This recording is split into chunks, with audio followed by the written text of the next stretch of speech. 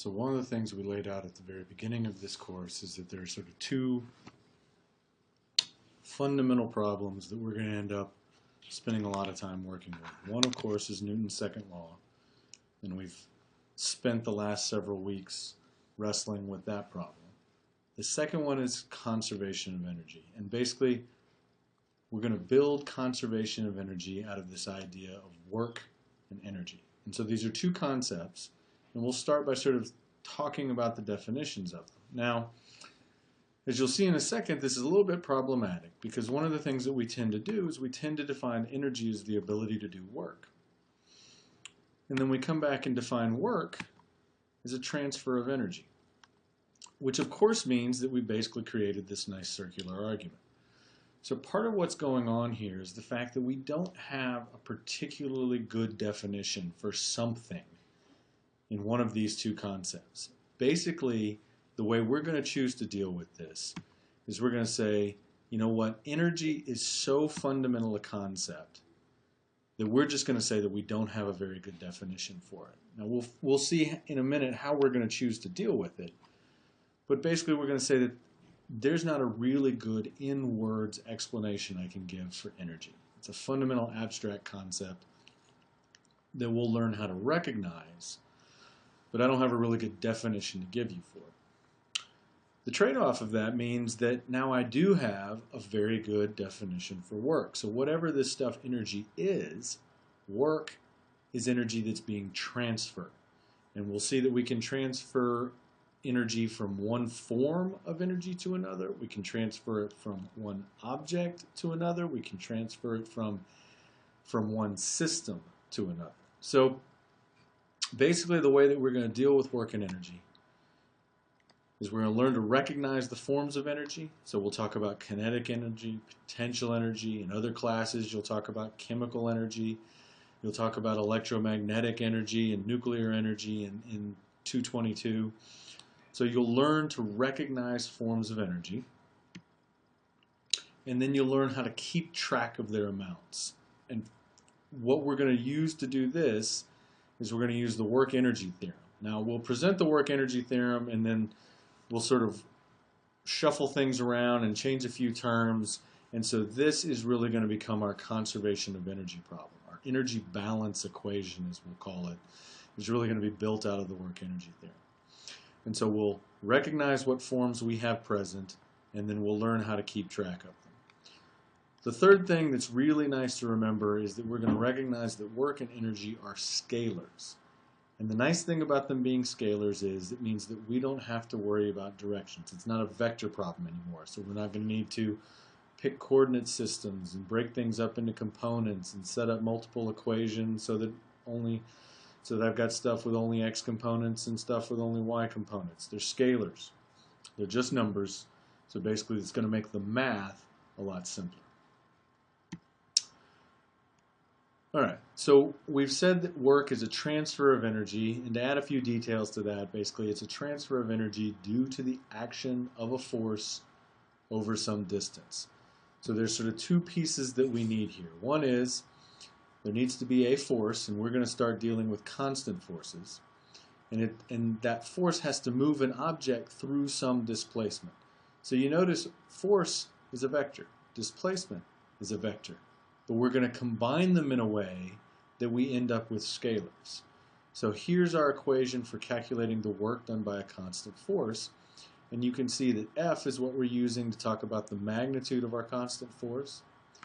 D we're just using as a shorthand for the magnitude of the displacement. So again, these are just the magnitudes of two vectors. And then phi is a very specially defined angle here. It's the angle between the force vector and the displacement vector.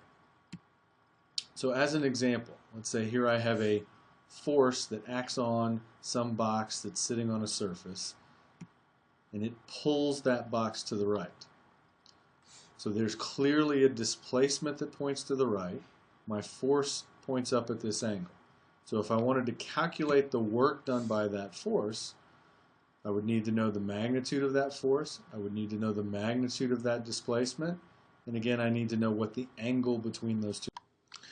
Okay, so what is this equation trying to tell me? Well, the first thing I can think about is units. So the units of work are going to be given by the units of force times the units of this distance times the units of cosine theta, or cosine phi. Well, cosine phi is just an angle, and I know that force has units of newtons, and my displacement has distance of meters. So one way I can write the units of work is going to be newton meters. We give that its own name, we call that a joule. So we'll use joules as the unit for work. In base units, well, a newton is a kilogram meters per second squared, and so if I'm multiplying that by a meter again, I get kilogram meters squared per second squared. The other thing that's important to remember is work is just a transfer of energy. So in saying that joules is my unit for work, that means it must also be my unit for energy. So we're actually going to use joules a lot as a unit because it happens to be the unit for both work and energy. Next thing this equation is trying to tell me. Well, again, if I think about what's going on here, this is a magnitude, this is a magnitude, this is some number that can vary between positive 1 and negative 1. So I make the work as large as possible when the cosine takes on either positive 1 or negative 1 as a value. So I get the maximum work when the force and displacement lie along the same line. If they lie along the same line and point in the same direction, then the angle between them will be 0. That cosine term is positive 1, and I'll get the work to be just F times d. If, on the other hand, they lie along the same line but point in opposite directions, then the angle between them is 180 degrees. Cosine of 180 degrees is negative 1, and I'll get a work from that force that's equal to negative Fd. So the first question that raises is the idea of, well, what does it mean to do positive work versus negative work? And the answer is positive work is when a force is trying to add energy to the system. Negative work is when a force is trying to take energy away. So what we'll see is, say, friction, right? The force of kinetic friction, we'll always end up calculating that to do negative work because kinetic friction is basically always taking energy away from the system. Okay? So that's what it means in terms of talking about positive work versus negative work.